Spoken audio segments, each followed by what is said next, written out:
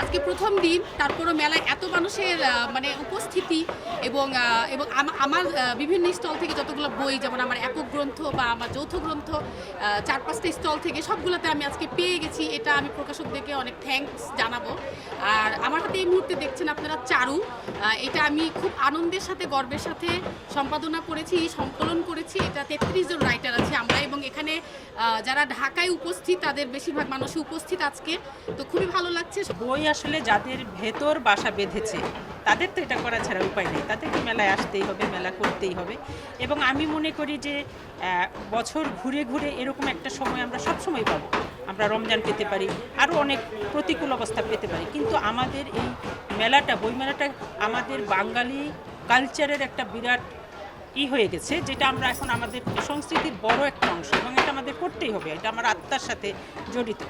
এজন্যই মেলাটা হচ্ছে, সেজন্য আমি খুবই খুশি।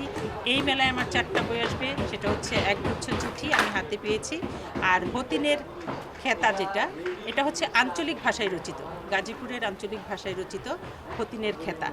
এই বইটা আমি আশা রাখছি যে একটা তার আবেদন যেটা ছিল এটা সে করতে পারবে। এরপর আমার রাজনৈতিক এবং নারী নির্যাতনের উপরে যে বইটা আসছে সেটা হচ্ছে বাতাসে আগুনের ঘ্রাণ। আরেকটা বই সেটা হচ্ছে সহজ শব্দের গহীন ব্যথা। এই 4টা বই নিয়ে এবার আমি আসছি। বিকাশ পেমেন্টে 10,000 টাকার বেশি অফার, শপিং চলছে তো।